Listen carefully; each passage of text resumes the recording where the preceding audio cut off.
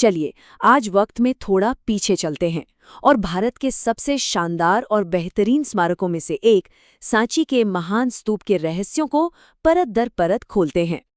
जरा सोचिए, एक शांत पहाड़ी की चोटी पर ये विशाल ढांचा खड़ा है, लेकिन ये सिर्फ पत्थर और ईंट का ढेर नहीं है, बिल्कुल नहीं।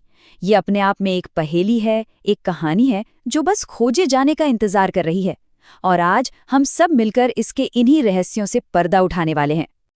तो चलिए इस पड़ताल में उतरते हैं।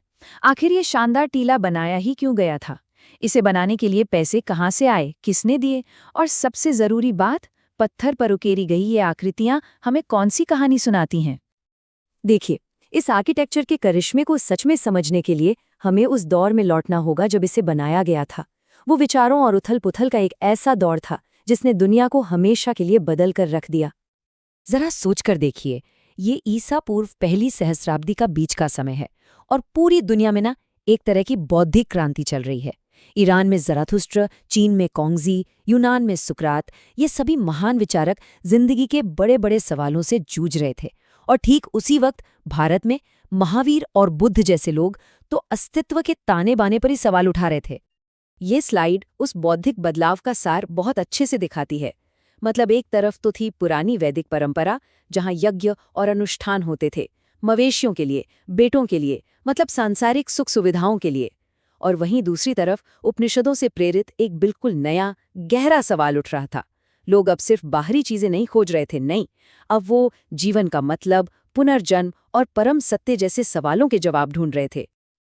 और इन्हीं नए विचारों के दौर में जो एक प्रमुख चिंतक थे, वो थे सिद्धार्थ गौतम, जिनकी शिक्षाएं ही सांची के इस रहस्य का जवाब देती हैं। सिद्धार्थ की यात्रा किसी कहानी से कम नहीं है, सच में। एक राजकुमार जो ऐशो आराम में पले बढ़े, दुनिया की कड़वी हकीकतों से बिल्कुल अनजान, लेकिन फिर जिंदगी के दुखों से, बुढ़ापा, बीमारी और मौत से उनका अचानक सामना हुआ और इसने उनकी दुनिया को झकझोर कर रख दिया।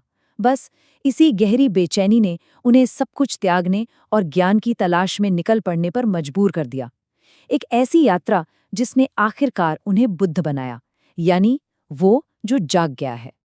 बुद्ध की शिक्षाओं का सार बहुत सरल था, लेकिन गहरा भी। उन्होंने सिखाया कि ये दुनिया लगातार बदल रही है, कुछ भी परमानेंट नहीं है, और इसी वजह से इसमें दुख होना तो स्वाभाविक है। लेकिन उन्होंने एक रास्ता दिखाया, कठोर तपस्या और बहुत ज्यादा भोगविलास के बीच का रास्ता, जिसे मध्यम मार्ग कहते हैं।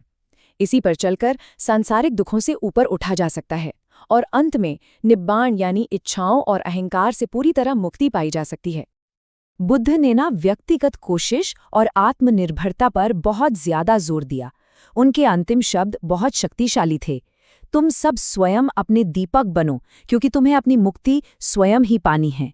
ये एक क्रांतिकारी विचार था जिसने मुक्ति की जिम्मेदारी पुजारियों या देवताओं से हटाकर इंसान के अपने हाथों में दे दी। तो चलिए अब हम इस दर्शन को वापस इस स्मारक से जोड़ते हैं। अगर मुक्ति व्यक्तिगत प्रयास से ही मिलती है, तो फिर सांची जैसे इतने बड़े बड़े स्तूप क्यों बनाए गए? क्या जरूरत थी इनकी? असल में एक स्तूप एक टीले जैसा होता है जिसके अंदर बुद्ध के अवशेष, जैसे उनकी अस्थियां या उनके द्वारा इस्तेमाल की गई चीजें रखी जाती थीं। और क्योंकि इनमें इतने पवित्र अवशेष होते थे, तो धीरे धीरे पूरे स्तूप को ही बुद्ध और बौद्ध धर्म का प्रतीक मानकर पूजा जाने लगा। तो सवाल उठता है कि इसे बनवाया किसने? देखिए, ये किसी एक इंसान का काम था ही नहीं, ये तो भक्ति का एक सामूहिक प्रयास था। मतलब राजाओं ने भी दान दिया तो हाथीदांत के कारीगरों की श्रेणियों या गिल्ड्स ने भी, और तो और सैकड़ों आम पुरुषों और महिलाओं, भिक्षुओं और भिक्षुणियों, सबने मिलकर इसके निर्माण के लिए दान दिया। स्तूप की जो बनावट है वो भी गहरे प्रतीकों से भरी है। ये जो अंड या गुंबद है, ये ब्रह्मांड का प्रतीक है। इसके ऊपर जो हर्मिका है वो एक पवित्र घेरे की तरह है, जिसे देवताओं का निवास माना जाता है। यष्टि या मस्तूल दुनिया की धुरी का प्रतीक है, जो धरती को स्वर्ग से जोड़ता है। और सबसे ऊपर जो छतरी है वो राजसी गौरव और संरक्षण का प्रतीक है। अब चलिए स्तूप के जो गेटवे यानी तोरण हैं, उन पर की गई बारीक नक्काशी को जरा करीब से देखते हैं। ये सिर्फ सजावट नहीं है, ये बौद्ध कहानियों और मान्यताओं का एक पूरा का पूरा पुस्तकालय है। एक बहुत दिलचस्प बात यह है कि शुरुआती कला में बुद्ध को इंसान के रूप में नहीं दिखाया गया था। उनकी मौजूदगी को कुछ शक्तिशाली प्रतीकों के जरिए दर्शाया जाता था। तो ये प्रतीक क्या थे? जैसे खाली सिंहासन, वो बुद्ध के ध्यान को दर्शाता है। पहिया, जिसे धर्मचक्र भी कहते हैं, वो उनके पहले उपदेश का प्रतीक है। और स्तूप खुद उनके महापरिनिब्बान यानी उनकी अंतिम मुक्ति का प्रतीक है। मतलब अगर हम इन प्रतीकों को समझ लें तो हम इन पत्थरों को पढ़ सकते हैं। स्तूप पर सिर्फ बौद्ध प्रतीक ही नहीं है, जैसे ये शालभंजिका की मूर्ति। ये एक लोकप्रिय मान्यता थी कि इस स्त्री के छूने भर से पेड़ों में फूल खिल जाते थे। बौद्ध धर्म ने इस तरह की स्थानीय और शुभ मान्यताओं को भी अपनी कला में जगह दी। ये दिखाता है कि ये परंपरा कितनी जीवंत थी, कितनी खुली हुई थी।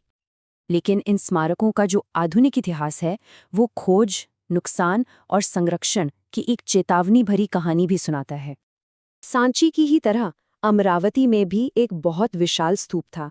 जब 1796 में इसकी खोज हुई तो लोगों ने इसकी अहमियत ही नहीं समझी, और 1850 के दशक तक तो इसकी खूबसूरत मूर्तियों को उखाड़ उखाड़ कर देश विदेश के म्यूजियम्स में और अंग्रेज अधिकारियों के बगीचों की शोभा बढ़ाने के लिए भेजा जा रहा था। कुछ लोगों ने इसका विरोध भी किया। एक आर्कियोलॉजिस्ट थे, H.H. कोल। उन्होंने लिखा, यह एक आत्मघाती और अक्षम्य नीति है कि देश को प्राचीन कला की मूल कृतियों से लूटा जाने दिया जाए। उनका मानना था कि इन कलाकृतियों को उनकी मूल जगह पर ही संभाल कर रखना चाहिए। इन दोनों स्तूपों का नसीब एक दूसरे से बिल्कुल अलग रहा। अमरावती, जिसकी खोज पहले हुई, वो अपनी सारी शानो शौकत खोकर आज बस एक मामूली से टीला बनकर रह गया है। वहीं सांची, जिसे बाद में खोजा गया, वो सही फैसलों और शायद थोड़ी अच्छी किस्मत की वजह से आज भी अपनी पूरी महिमा के साथ खड़ा है। ये संरक्षण के महत्व का एक जीता जागता सबूत है।